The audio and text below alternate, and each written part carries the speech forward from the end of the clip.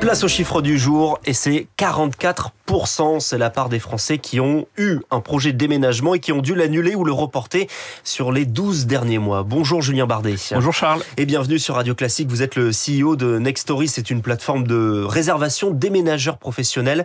44% qui annulent ou qui reportent, c'est plus que les années précédentes. Oui, tout à fait. C'est une augmentation assez notoire, surtout qu'une grosse partie de ces 44%, quasiment la moitié, ont dû renoncer à ce projet, pas seulement le reporter. Et sans surprise, c'est les plus jeunes, les 18-34 ans, qui ont été le plus impactés par cette tendance à modifier le projet. Et la raison principale du report, c'est une raison économique. Là aussi, sans surprise, le marché immobilier connaît son plus bas depuis plusieurs décennies, et donc c'est ce qui a impacté grandement les projets de mobilité des Français. C'est donc logiquement, oui, la raison économique qui domine quand on décide de reporter un déménagement en général. Tout à fait, notamment le marché immobilier avec les prix de l'immobilier qui sont très élevés. Donc 52% des Français ont dû renoncer pour des raisons liées au prix de l'immobilier, avec comme sous-jacent également l'augmentation des taux d'intérêt qui limitent la capacité d'emprunt, ainsi que la pénurie de logements à la location qui ont forcément freiné la mobilité résidentielle et donc les déménagements. Donc si les prix de l'immobilier arrivent en première place pour ces raisons, les projets sont annulés principalement dans les grandes villes, si je le comprends bien? Oui, tout à fait. On a vu que dans les grosses villes, notamment Paris, la part de déménagement national de Paris avait baissé, même si ça reste évidemment la première destination et la zone la plus active en termes de déménagement du fait du nombre d'habitants de Paris. Ça reste quand même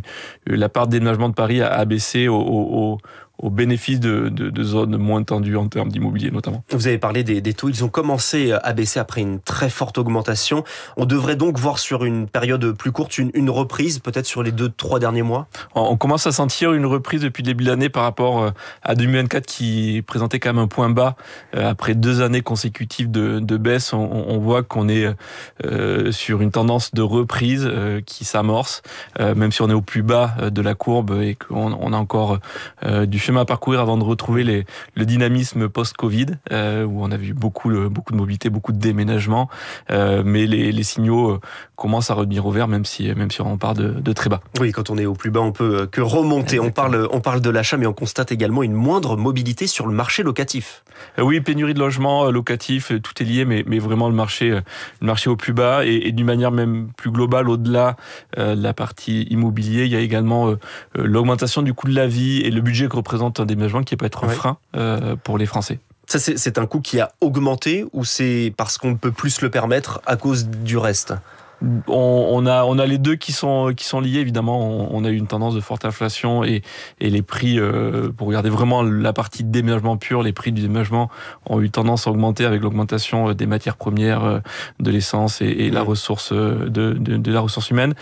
Ça s'est stabilisé en 2024. Donc pour le coup, là c'est plus l'augmentation globale du coût de la vie qui fait que la capacité à budgétiser un déménagement, évidemment, on pense aux déménageurs, mais il y a aussi tout ce qui tourne autour des coûts liés au déménagement, l'immobilier, le mobilier, l'ameublement d'un appartement, bien sûr. Il y a beaucoup de dépenses sur le monde de vie de déménagement. Pour autant, les gens ont envie de déménager et parfois de quitter des environnements désagréables. C'est aussi ce que vous avez observé. Ce qui est ressorti de notre enquête réalisée donc avec Ipsos, c'est que près d'un quart des Français qui souhaitent déménager veulent le faire pour quitter un environnement local néfaste, on va dire que ça soit l'insécurité, la pollution, et donc c'est une tendance qui est de plus en plus forte. Et cela concerne donc une nouvelle fois principalement les villes, l'insécurité, la pollution?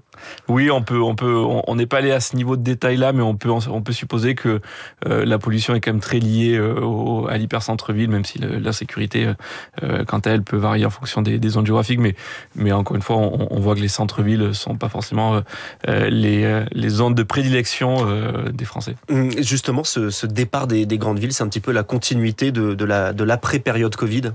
On voit une tendance de départ fort de Paris vers des zones qui, à une époque, étaient plutôt la région bordelaise, La tendance depuis 2-3 ans est plutôt les Bouches-du-Rhône et la région marseillaise, avec une part de déménagement qui a fortement augmenté, notamment sur l'axe Paris vers Marseille et les Bouches-du-Rhône d'une manière plus large. Merci Julien Bardet, le CEO de Next Stories, plateforme de réservation de déménageurs professionnels. Merci à vous d'être venu ce matin sur Radio Classique. Il est